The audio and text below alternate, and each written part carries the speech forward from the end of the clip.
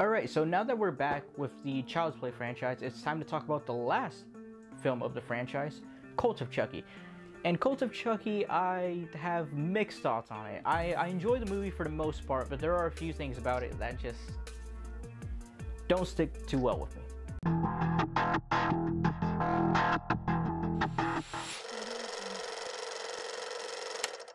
So Cult of Chucky pretty much takes place, I believe it was a few years after Curse of Chucky, and Nika is now in a some kind of institute, some kind of hospital for, you know, the insane, because at the end of Curse, she was pretty much blamed for everything that happened at Curse.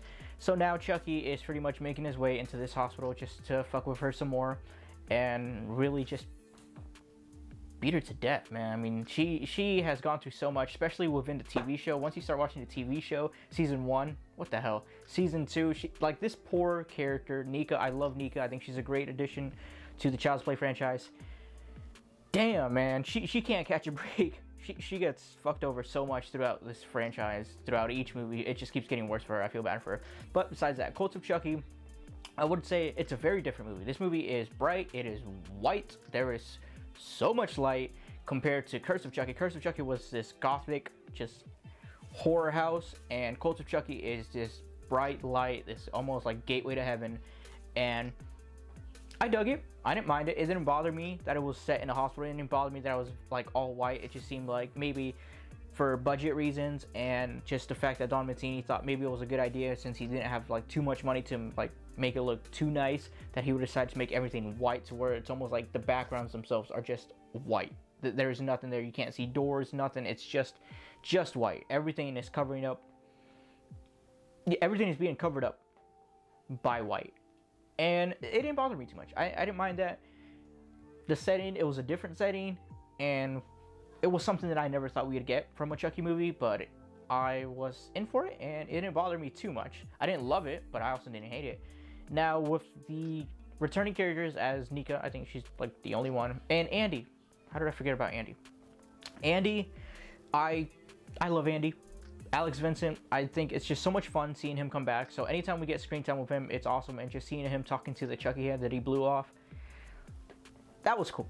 There's something nice about that. I like seeing him just like talking with him and torturing him. There's something fun about that. So I enjoyed pretty much anything Andy does in this movie. Fun stuff. Now, we go into Nika, and the characters, pretty much besides Nika and Andy, are just like the first, well, not the first, but just like Curse of Chucky. They're forgettable. I don't remember any of their names. Multiple Malcolm. I remember his name just because, you know, it's Multiple Malcolm. It's a pretty cool name, whatever. Besides that, I don't remember any of the characters, nor do I care about any of the characters. I find them a bit annoying. Kind of like Curse of Chucky, I found those characters annoying. In this movie, I find them annoying, and they're just there for, you know, the body count. They're just there to die in cool ways. And with the practical effects that they used, yeah, those were some cool kills. But this movie, it's a welcome addition to the movies. It's just added just so I can also have something else to watch, just to continue the franchise. But it's nowhere near as good as the first three. It's nowhere near as good as Bride of Chucky. Anything's better than Seed of Chucky, in my opinion. And it's nowhere near as good as Curse of Chucky. So this movie, it's kind of, I wouldn't say it's bad, but in a way, it's a little forgettable. The only thing that saves it is the ending of this movie. The ending of this movie left it in a good place for them to continue on with the series. And not just that, but just the idea that Chucky can now go into multiple dolls at the same time. It's good and bad. Good as in we're going to get more Chucky. Obviously, we got, you know, a TV show with 2 seasons now. And bad as in now he's pretty much invincible. The problem with that is, and you can clearly see it in season 2 of Chucky, Chucky can't die anymore. There will never be a doll that's not possessed by Chucky. He will always have another doll, you know, hiding, or just, you know, just another trick up his sleeve, to where even if they say this is the last Chucky, this is the final Chucky, he's not gonna die. As long as this franchise keeps making money, Chucky will be invincible. And again, that's a good thing, because I love Chucky. I love seeing Chucky, and I want more Chucky content. But now I know that while the good people, you know, the protagonists, they may survive, they may win, they may get out of, you know, Chucky's hands, outlast him, survive him for that movie, for that season, there are no stakes. If they're the main characters, so far none of them have died. A little spoiler. So I know if it's another character that gets introduced, they're dead meat. Because those are the people that can die. The main characters won't die, and Chucky won't die. Chucky will get stopped. They will do something to keep him away for that season, for that movie. But after this was introduced in Cult of Chucky, he is invincible. And it's fun because we could also get to see him die multiple ways and very gruesome, bloody ways. So that's cool. But I know there's always going to be another Chucky. And even if they say this is the last Chucky, it will never be the last Chucky. So this movie really introduced that, and it really just told us, the audience, told the fans, Chucky will never die. As long as Chucky keeps making money, Chucky will never die. I love and hate that. Chucky will never die. I'll always get to see more content.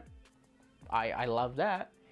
But now I know no matter what happens to Chucky, he won't die. So there's no stakes, there's no fear. Now it's gotten to the point where we're just having fun with it, and we're just going to put Chucky in all kinds of situations and throw him in all different kinds of environments, which is fun to watch. Now I can see Chucky here, the Chucky there. That's cool. I love that. Chucky will not die. Chucky will not die, and that's what, this movie brought. Cult of Chucky. That's really the only impactful thing that I believe it did. Besides that, the characters were forgettable. That 90 minutes was fine. It was enjoyable. But it's not really a movie that I have too much interest in rewatching. It's good. I like it. But I can easily just forget about it and pop on one of the first 3 movies. Those movies I adore, and I love those, and I will watch those forever. This movie, the only time I'd watch it would be if I'm just in the mood to watch the entire franchise all over again. And again, when it comes to this movie, I won't be mad to watch it. I'll be like, yeah, sure, I'll pop this one in, because technically it counts. But I won't be excited to watch it. So, this movie doesn't really offend me. It doesn't bother me. It doesn't hurt me. But I don't love it, not nearly as much as the first 3. And it's just another addition. It's just a welcome addition. That's fine. That really introduced how powerful Chucky can be and how invincible he's going to be until, we stop giving them money. So it's kind of like a love and hate thing. It's like a 50-50. I love that we're getting more Chucky. I love that this movie introduced it. But now there are no stakes. It's a give and a take. So this movie, I would say it's 50-50. The movie itself, it's fine. I don't have any problems with it. But yeah, Chucky is now invincible. If you've never seen this movie, I say just give it a watch. Watch it once at least. So you could know pretty much everything I was talking about. Know how Chucky becomes invincible. I mean, it's pretty easy. They just, in the movie, they say it was like a book that he read and he learned a new thing to say, and now he can split his soul. But besides that, yeah, it's worth a watch at least once. Nothing special, nothing crazy. I don't hate it. I don't love it. It's in the middle, 50-50. But as always, thanks for watching.